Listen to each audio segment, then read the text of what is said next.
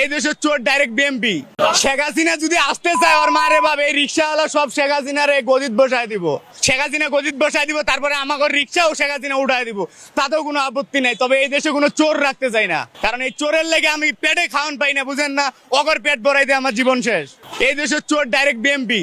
কারণ বর্তমান আমার কাছে আওয়ামী লীগ থাকতে আমার কাছে কোনোদিন কোনো চাঁদা চায় নাই। এখন তো আমার সদরঘাট জেলে 20 টাকা চাঁদা দেওয়া লাগে, শাহবাগ গেলে 1200 টাকা দেওয়া লাগে, গুলিস্তান গেলে 1200 টাকা দেওয়া লাগে। আর কি মা উঁচু আমার কামাই লইতে হয়।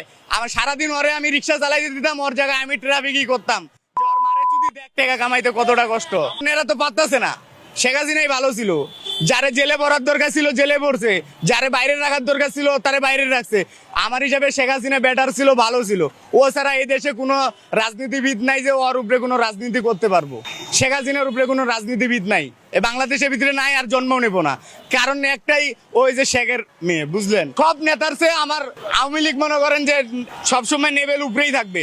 কারণ এই দেশে যা করছে ওদেরকে 100 বছর চ্যালেঞ্জ করলাম। 100 বছরে যদি পারে, বাদ দিলাম।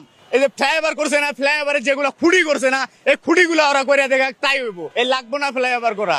কারণ বর্তমান আমার কাছে আওয়ামী লীগ থাকতে আমার কাছে কোনোদিন কোনো চাঁদা চায় নাই। এখন তো আমার সদরঘাট জেলে 20 টাকা চাঁদা দেওয়া লাগে, শাহবাগ গেলে 1200 টাকা দেওয়া লাগে, গুলিস্তান গেলে 1200 টাকা দেওয়া লাগে। আর কি মা উঁচু আমার কামাই লইতে হয়।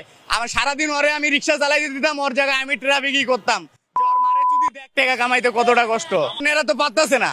শেখ হাসিনাই ভালো ছিল, যারে জেলে পড়ার দরকার ছিল জেলে পড়ছে, যারে বাইরে রাখার দরকার ছিল তারে বাইরে রাখছে। আমার হিসাবে শেখ হাসিনা বেটার ছিল, ভালো ছিল। ও ছাড়া এই দেশে কোনো রাজনীতিবিদ নাই যে ওর উপরে কোনো রাজনীতি করতে পারবো। শেখ হাসিনার উপরে কোনো রাজনীতিবিদ নাই, এ বাংলাদেশের ভিতরে নাই, আর জন্মও নেবো না। কারণ একটাই, ওই যে শেখের মেয়ে, বুঝলেন? সব নেতার চেয়ে আমার আওয়ামী লীগ মনে করেন যে সবসময় নেবেল উপরেই থাকবে। কারণ এই দেশে যা করছে ওদেরকে 100 বছর চ্যালেঞ্জ করলাম। 100 বছরে যদি পারে, বাদ দিলাম। এই যে ফ্লাইওভার করছে না, ফ্লাইওভারে যেগুলো খুঁড়ি করছে না, এই খুঁড়িগুলো ওরা করে দেখা তাই হইব। এই লাগবো না ফ্লাইওভার করা।